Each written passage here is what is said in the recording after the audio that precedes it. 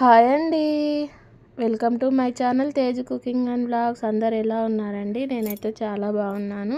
మీరు ఎలా ఉన్నారో కామెంట్ సెక్షన్లో అయితే కామెంట్ చేయండి. ఏంటి తేజు పొద్దున్నే ఫ్రిడ్జ్ క్లీనింగ్ పెట్టుకున్నా అంటారా? అవునండి, 5:30 క్లీన్ చేస్తున్నాను.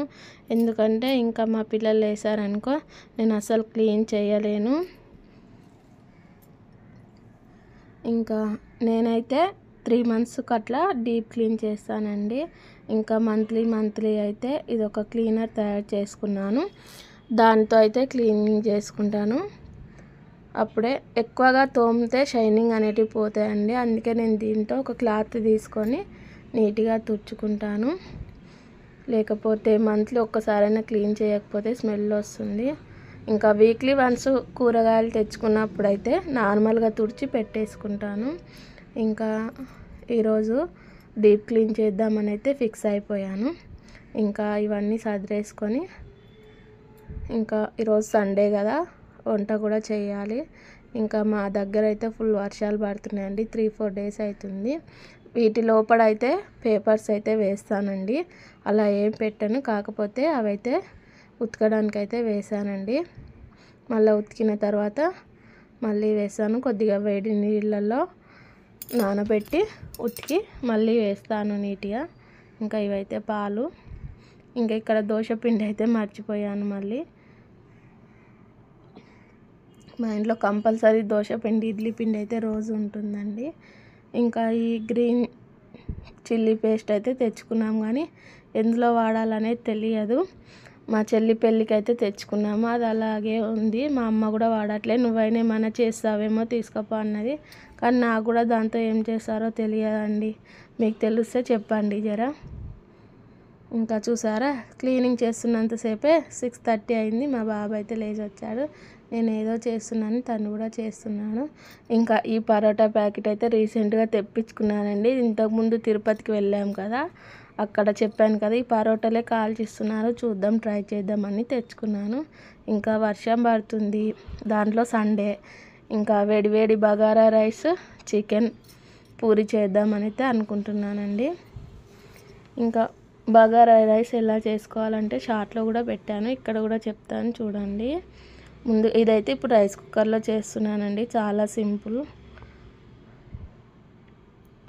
ముందుగా గిన్నె పెట్టి దాంట్లో కొద్దిగా నెయ్యి, కొద్దిగా ఆయిల్ వేసి, తర్వాత 2 లవంగాలు, యాలకులు, బిర్యానీ ఆకు, పువ్వు అన్నీ వేసి ఒక చిన్న ఆనియన్, పచ్చిమిర్చి కూడా వేసుకోవాలి. మీరు నైట్ వరకు చేసుకుంటే ఇక్కడ ఆనియన్ స్కిప్ చేసేయండి. ఒక్కొక్కసారి ఎండ ఎక్కువగా ఉన్నప్పుడు ఆనియన్ వేస్తే స్మెల్ వస్తుంది. ఇంకా లేదు మేము 2 పూటలకి అంటే ఆనియన్ వేసుకోవచ్చు. తర్వాత కొద్దిగా సాల్ట్ వేసుకున్నాను, ఎక్కువ సాల్ట్ వేసుకోవద్దు. చికెన్ అవి దాంట్లో వేస్తాం కదా.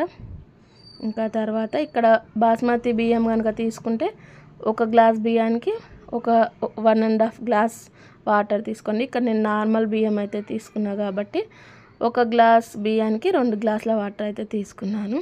ఇంకా ఇప్పుడైతే చికెన్ అయితే వండుతున్నాను. ఇంతకుముందు వేరే స్టైల్ చికెన్ షార్ట్లో పెట్టాను చూడండి, అది ఇంకా చాలా బాగుంటుంది. ఇది కూడా బాగుంటుంది, కాకపోతే ఇది కొద్దిగా గ్రేవీ ఎక్కువగా ఉంటుంది, అది గ్రేవీ ఎక్కువగా ఉండదు. అలాగే మన ఛానల్లో నా రొటీన్ వర్క్స్ అలా చాలా వస్తుంటాయి చూడండి, మీకు ఖచ్చితంగా నచ్చుతాయని అనుకుంటున్నాను. తర్వాత ఆయిల్ ఎక్కువగానే పడుతుంది.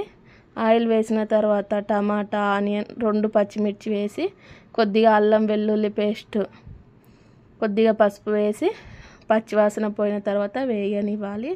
ఇక్కడ చూసారా, నేను మ్యాగ్నేట్ చేయలేదు, ఎందుకంటే ఇది ఒక రకమైన స్టైల్ చికెన్ అన్నట్టు. ఇంకా వేరే స్టైల్ చేసినప్పుడు అయితే మ్యాగ్నేట్ చేశాను. ఇంకా తర్వాత కొద్దిగా ఉడికిన తర్వాత ఒక 1.5 స్పూన్ సాల్ట్, 2 స్పూన్స్ కారం, మీరు తగినంత వేసుకోండి మీ టేస్ట్కి తగ్గట్టు. మేమైతే ఇలా తింటాం కాబట్టి ఇలా వేసుకున్నాను. 1 స్పూన్ ధనియాల పొడి, కొద్దిగా చికెన్ మసాలా. మా బాబు కూడా తింటాడు కాబట్టి అసలు వేయను ఒక్కొక్కసారి, ఎందుకు ఈరోజు వేయాలనిపించింది. తర్వాత కొద్దిసేపు క్యాప్ పెట్టి మగ్గనిచ్చిన తర్వాత ఇక్కడ ఒక 40% ఉడికిన తర్వాత మనకు కావాల్సినంత వాటర్ వేసి ఉడికించుకోవాలి. ఇంకా ఇక్కడ రైస్ చూసారా ఎంత పూల్ అయిందో, అదే అండి విడివిడిగా మంచిగా అయ్యింది, మా సైడ్ అలా అంటాము. ఇంకా ఇక్కడ చికెన్ గ్రేవీ చూసారు కదా, ఇంత గ్రేవీ ఉన్నప్పుడు కొబ్బరి పొడి వేసుకోవాలి. కొబ్బరి పొడి వేసుకొని ఒక 10 నిమిషాలు ఉడికితే ఇంకా రసం అనేది తిక్కుగా వస్తుంది. ఇంకా కొత్తిమీర వేసి దించేసుకోవాలి.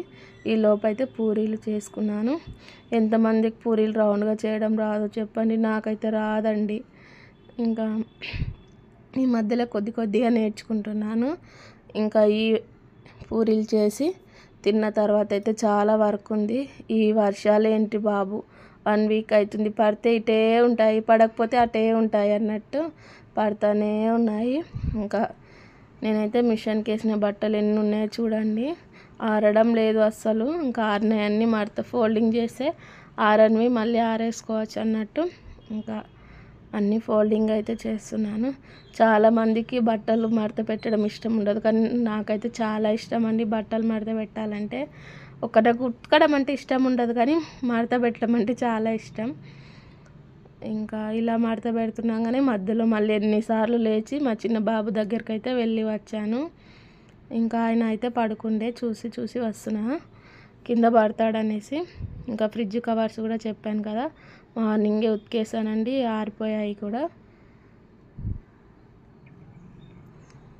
చాలామంది షార్ట్స్ అయితే 2000 3000 వ్యూస్ వస్తున్నాయి, కానీ ఎవ్వరు కూడా సబ్స్క్రైబ్ చేయడం లేదండి. సబ్స్క్రైబ్ చేసుకోండి ప్లీజ్. ఇంకా అన్నీ అయితే సర్దేసుకుంటున్నాను. ఇంకా ఎక్కడక్కడ సర్దేస్తూనే ఉన్నాను, రోజు చదువుతూనే ఉంటాను, కానీ అవసరం ఉన్నప్పుడు తీసుకుంటూ ఉంటారు మా వారు. ఇంకా దానిని పీకేస్తూ ఉంటారు. చదువుతాడు కానీ